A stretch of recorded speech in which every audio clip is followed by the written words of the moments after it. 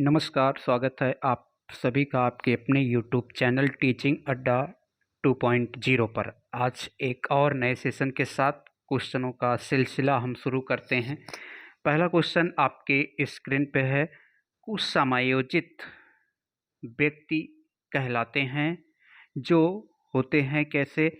याद रखना, अधिकतर अनुचित ढंग से द्वंद्वात्मक परिस्थिति का सामना करते हैं, समाज विरोधी गतिविधियों में सहभागी रहते हैं, द्वंद्व को दूर करने में असमर्थ रहते हैं। उपर्युक्त सभी तो ये चार विकल्प, इन चार विकल्पों में से सही विकल्प का चयन करिए। तो ये कुसमायोजन का मतलब होता है, अर्थात ये सभी लक्षण दिखाई देते हैं तो उन्हें हम कुसमायोजित व्यक्ति के अंतर्गत रखते हैं।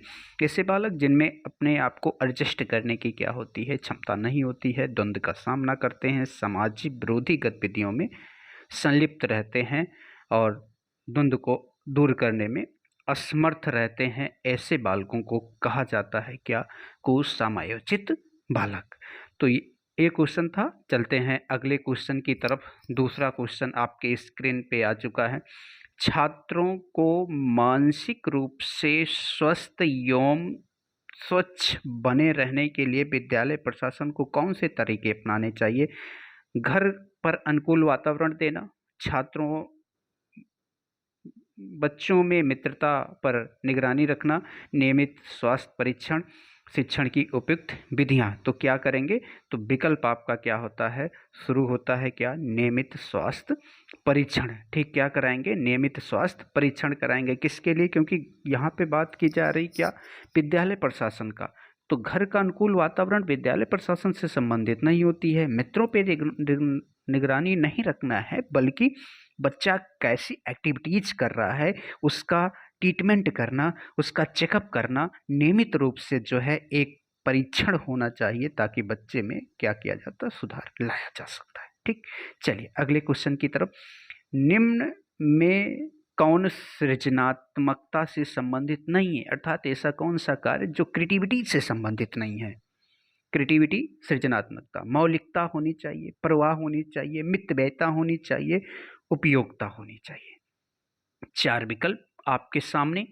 और सृजनात्मकता को ही हम कहते हैं रचनात्मकता, अर्थात क्रिएटिविटी से होता है, इसमें मितव्ययिता नहीं होती है। सृजनात्मकता के बारे में याद रखना, सृजनात्मकता में मौलिकता पाई जाती है, परवाह होती है, उपयोगिता होती है, नवीनता होती है। अर्थात कोई भी क्रिएटिविटीज बालक होगा, अगर कोई भी ऐसा स्टूडेंट है जिसमें क्रिएटिविटी करने की क्षमता है, वो बालक हमेशा अपसारी चिंतन करेगा। अर्थात ऐसे बालकों में अपसारी चिंतन की क्या होती है? थिंकिंग का महत्व सबसे ज़्यादा होता है। ठीक, चलिए अगले क्वेश्चन की तरफ चलते हैं। विभेदन परीक्षण का उपयोग किस मनोवैज्ञानिक ने भारतीय अनुकूलन विकसित किया था? अर्थात जो आपके विभेदन परीक्षण था, जो टेस्ट था, उसका भारतीय परिवेश में किसने किया था? हार्सन ने, बालास ने, जेपी गिलफोर्ड ने, जेएम ओझा ने। ठीक, याद रखना, यह है आपके जेएम ओझा के द्वारा इस परीक्षण का क्या किया गया था? भारतीय परिस्थिति में अनुकूलन किया गया था। भारतीय परिस्थिति में अनुकूलन का मतलब इस परीक्षण का भारत में प्रयोग करने वाला अगर कोई पहला व्यक्ति था तो वो थे आपके जेएम ओझा महोदय। इन्होंने इस परीक्षण का भारतीय परिस्थिति में या भारतीयों पर क्या किया था? अनुकूलन किया था या प्रयोग किया था। ठीक, चलते हैं अगले क्वेश्चन की तरफ। क्वेश्चन नंबर 5 आपके सामने आ गया। परियोजना विधि के प्रतिपादक हैं, परियोजना विधि के प्रतिपादक हैं आपके सामने। विकल्प स्टार्ट होता है दुर्खिम, प्लेटो, किलपैट्रिक और सुकरात। बताइएगा। परियोजना विधि, योजना विधि, अर्थात जिसमें हम किसी चीज की क्या बनाते हैं? योजना बनाते हैं। प्रयोजनवाद, अगर आपने पढ़ा होगा तो प्रयोजनवाद आता है, जिसके प्रतिपादक हैं, प्रयोजन विधि के प्रतिपादक हैं कौन? किलपैट्रिक। किलपैट्रिक ने एक चीज और दिया था, याद रखना, किलपैट्रिक ने किंडरगार्टन पद्धति भी लाई थी। सॉरी, फ्रोवेल की किंडरगार्टन पद्धति है। किलपैट्रिक एक आपके प्रयोजनवादी मनोवैज्ञानिक हैं।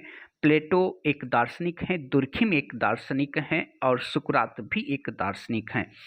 और सुकरात जो है सबसे प्रथम दार्शनिक के रूप में जाने जाते हैं। दर्शन की शुरुआत यहाँ से होती है। ठीक, चलिए अगले क्वेश्चन की तरफ। खेल शिक्षण विधि के प्रतिपादक कौन है? ठीक, खेल शिक्षण विधि के प्रतिपादक कौन है? ये आपके खेल शिक्षण विधि के प्रतिपादक कौन है? सुकरात, फ्रोवेल, किलपैट्रिक, अरस्तु। सुकरात की बात करेंगे तो सुकरात प्रश्नावली विधि के क्या हैं? प्रतिपादक हैं। सुकरात प्रश्नावली विधि के प्रतिपादक हैं। और अरस्तु को कहा जाता है क्या? प्राचीन मनोविज्ञान के जनक के रूप में जाना जाता है। किलपैट्रिक का अभी आपने पढ़ा कि परियोजना विधि के जनक कौन है? किलपैट्रिक हैं। और फ्रोवेल जो है खेल शिक्षण विधि के जनक माने जाते हैं। सॉरी, खेल शिक्षण विधि के जनक माने जाते हैं। फ्रोवेल ने किंडरगार्टन पद्धति का प्रतिपादन किया था। इसमें आपके 3 से लेकर 6 वर्ष के बच्चों को प्री प्राइमरी की शिक्षा दी जाती है। ठीक, चलिए अगले क्वेश्चन की तरफ। बेसिक शिक्षा हेतु महात्मा गांधी ने किस पाठ्यक्रम पर बल दिया था? विकल्प आपके सामने। नृत्य कला केंद्रित, हस्तकला केंद्रित, पुस्तक कला केंद्रित, संगीत कला केंद्रित। बेसिक शिक्षा की बात करेंगे जिसे हम बुनियादी शिक्षा कहते हैं, तालीम के नाम से जाना जाता है। बुनियादी शिक्षा, बेसिक शिक्षा और वर्धा शिक्षा सम्मेलन भी कहा जाता है।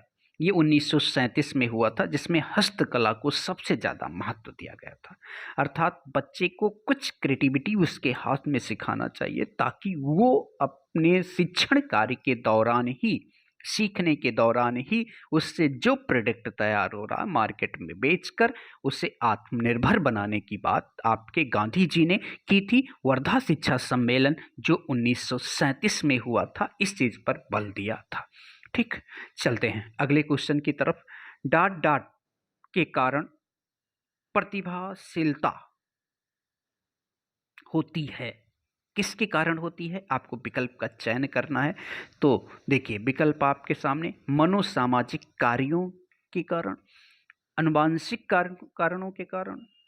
ठीक, सॉरी यहाँ पे बी पे आपका होना चाहिए वातावरणीय कारकों के कारण। ठीक, बी पे होना चाहिए था क्या? वातावरणीय कारकों के कारण और अनुवांशिक रचना। तो आपकी प्रतिभाशीलता आपके बी और सी के संयोग से होती है।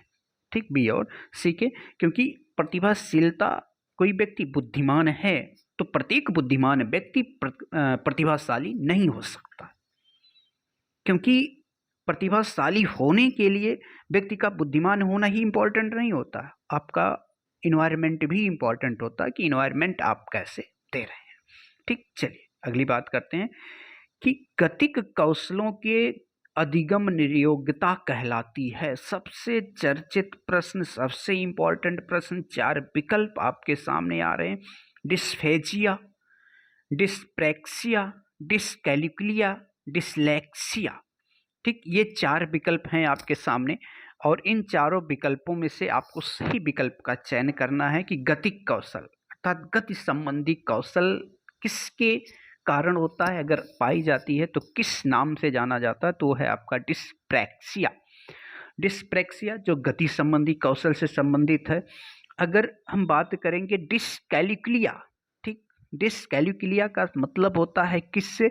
आपके गणित से संबंधित होता है। ये भी बहुत ज़्यादा प्रश्न पूछा गया। डिसलेक्सिया आपके लिखने से संबंधित होता है, तो याद रखना ये जो आपके सबसे इम्पॉर्टेंट हैं। ठीक, चलिए अगले क्वेश्चन की तरफ चलते हैं। निम्नलिखित में से कौन सा कारक समस्या समाधान में बाधक हो सकता है? रुचि, मानसिक विकृति, बुद्धि, पूर्व अधिगम स्तर। अर्थात ऐसा कौन सा फैक्टर है जो किसी प्रॉब्लम को सॉल्व करने में जो है एक बाधक के रूप में कार्य करेगा। एक कहने का मतलब होता है क्या? आपकी मानसिक विकृति अर्थात मेंटल डिसेबिलिटी आपको देखने को मिलेगी, मानसिक विकृति आपको देखने को मिलेगी। तो ये आपके किसी भी समस्या के समाधान करने में सहायक नहीं हो सकती है बल्कि बाधा उत्पन्न करती है। जब इंटरेस्ट किसी चीज़ में होगा, किसी चीज़ में रुचि होगी, आपका कहने का मतलब होता है इंटेलिजेंट बेहतर होगा, आपकी बुद्धि क्षमता बेहतर होगी और प्री लर्निंग लेवल जो होगा वो भी आपका कहीं ना कहीं प्रभावित करता है, आपकी समस्या समाधान करने में सहायता करता है। ठीक, चलिए अगले क्वेश्चन की तरफ। आधुनिक शिक्षा में मनोविज्ञान का अनुप्रयोग आधारित है। अर्थात आधुनिक जो शिक्षा है तो किसमें है? व्यक्तिगत भिन्नताओं पर, धर्म पर, वर्ग पर, विद्यालय प्रबंधन पर। ये आधुनिक जो शिक्षा मनोविज्ञान का सबसे ज्यादा प्रयोग किस पर किया जाता, ये बातें आपकी की गई है। तो कोई भी शिक्षक होगा तो उसको सबसे ज्यादा ज्ञान किसका होना चाहिए? व्यक्तिक भिन्नताओं का। अर्थात शिक्षा किसके आधार पर दी जानी चाहिए? व्यक्तिक भिन्नताओं के आधार पर देनी चाहिए, न कि धर्म के आधार पर, न कि वर्ग के आधार पर। विद्यालय प्रबंधन तो बाद में जुड़ता है, लेकिन व्यक्तिक भिन्नता सबसे ज्यादा इम्पोर्टेंट होती है, क्योंकि व्यक्तिक भिन्नता प्रत्येक बालक में विद्यमान होती है। एक शिक्षक को बालक की व्यक्तिक भिन्नताओं को ध्यान में रखकर शिक्षा और शिक्षण कार्य करना चाहिए और उनके उद्देश्य निर्धारित करने चाहिए। ठीक, चलते हैं अगले क्वेश्चन की तरफ। वह प्रक्रिया जिसके द्वारा वस्तुओं तथा वस्तुनिष्ठ तथ्यों को ज्ञानेंद्रिय द्वारा जाना जाता है, क्या कहलाएगा? निर्देशन, प्रत्यक्षीकरण, प्रशिक्षण, अभिकर्मित अधिगम। ठीक, ये 4 विकल्प आपके सामने हैं, सही विकल्प का चयन करिएगा। अर्थात किसके द्वारा हम किसी भी वस्तु को वस्तुनिष्ठ का मतलब होता है जिसपे किसी दूसरे का कोई प्रभाव नहीं पड़ता, तो प्रक्रिया क्या कहलाती है? प्रत्यक्षीकरण कहलाता है। प्रशिक्षण का मतलब किसी चीज की ट्रेनिंग देना होता है। प्रत्यक्षीकरण का मतलब होता है जब हम किसी भी वस्तु को देखते हैं, देखने के बाद अपने अंदर हम किसी चीज का अपने आंतरिक शक्तियों के द्वारा मन ही मन किसी चीज पर विचार करते हैं, तो प्रक्रिया क्या कहलाती है? प्रत्यक्षीकरण कहलाता है। और निर्देशन का मतलब किसी व्यक्ति विशेष के द्वारा, किसी बड़े के द्वारा, किसी संस्था के द्वारा निर्देशन। अभिकर्मित अन्वेषण का मतलब जिसमें हम श्रृंखला के द्वारा सीखते हैं। ठीक, चलिए अगले क्वेश्चन की तरफ। व्यक्तिगत भिन्नता पर सर्वाधिक महत्वपूर्ण कार्य करने वाले व्यक्ति कौन है? अर्थात व्यक्तिक भिन्नता की बात की जाती है। बुंट, वाटसन, फ्रांसिस गाल्टन और स्किनर। व्यक्तिक भिन्नता पर सबसे महत्वपूर्ण कार्य करने वाला व्यक्ति, अर्थात व्यक्तिक भिन्नता शब्द का प्रयोग करने वाला व्यक्ति पूछा जा रहा है आपसे, तो वह है कौन? Francis Galton. फ्रांसिस गाल्टन की अगर हम बात करें तो इनकी एक पुस्तक आई थी, बड़ी चर्चित पुस्तक थी, जिसे कहा जाता है क्या? Heredity genius. और इन्होंने वंशानुक्रम पर एक जीव सांख्यिकी सिद्धांत का क्या किया था? प्रतिपादन किया था। इनका मानना था कि किसी भी बालक में जो लक्षण दिख रहे हैं वो किसी एक पीढ़ी के नहीं बल्कि अनेक पीढ़ियों के भी दिखते हैं। इसलिए कभी कभी माता पिता गोरे और बच्चा काला हो जाता है, जिसका मतलब प्राचीन पीढ़ी, पुरानी पीढ़ी में से लक्षण होंगे। ठीक, चलिए अगले क्वेश्चन की तरफ। छात्रों में सीखने की योग्यता निर्भर करती है।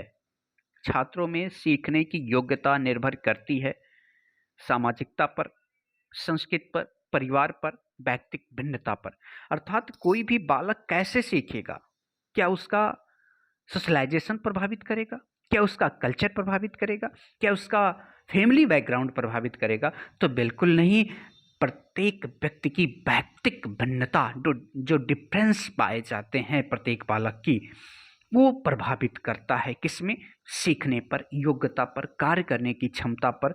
किसी व्यक्ति को अपने आप को किसी स्थान पे एडजस्ट करने पर भी आपकी व्यक्तिक भिन्नता प्रभावित करती है। जिस बच्चे का डेवलपमेंट जैसा हुआ है वो बच्चा उसी योग्यता को धारण करेगा और उसी तरीके से व्यवहार करेगा जिसके पास जो क्षमता होगी। ठीक, चलिए आज के सेशन का आखिरी क्वेश्चन। निम्नलिखित में से कौन सी विशेषता बालकों के संवेगों की विशेषता है? अर्थात किसके कारण संवेग की बात की जाए, वह क्षणिक होते हैं, वो तीव्र नहीं होते हैं, वो व्यवहार में परिलक्षित नहीं होते हैं, वो लंबे समय तक रहते हैं। तो याद रखना, संवेगों की जब बात की जाती है तो ये क्या होते हैं? ये क्षणिक होते हैं, क्योंकि कभी रूठ जाना, कभी मान जाना, ये हमारा क्या है? संवेग है। छड़े रुष्टे छड़े तुछते, क्षण में रूठ जाना और क्षण में मानना, ये विशेषता किसको दर्शाती है? हमारे संवेग को दर्शाती है, इमोशन को दर्शाती है। तीव्र नहीं होते हैं, ये परिलक्षित होते हैं आपके व्यवहार में, ये लंबे समय तक रहते हैं, बिल्कुल लंबे समय तक नहीं रहते हैं, ये क्षणिक होते हैं, तुरंत का तुरंत आपका रूठना मनाना ये चलता रहता है। तो आज का ये सेशन आपको कैसा लगा?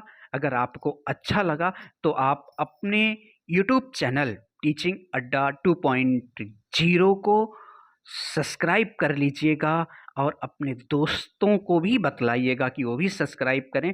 और इसके लिए आप करेंगे क्या? शेयर कर देंगे, ताकि ज़्यादा से ज़्यादा लोग इस चीज़ से जुड़ सकें और लाभ उठा सकें।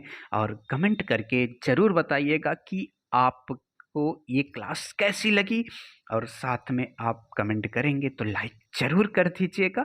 आप सभी का जो है सहयोग और साथ ऐसा ही बना रहे। फिर मिलते हैं एक नई वीडियो के साथ, तब तक आप सभी से अलविदा लेते हैं। नमस्कार, सत श्री अकाल।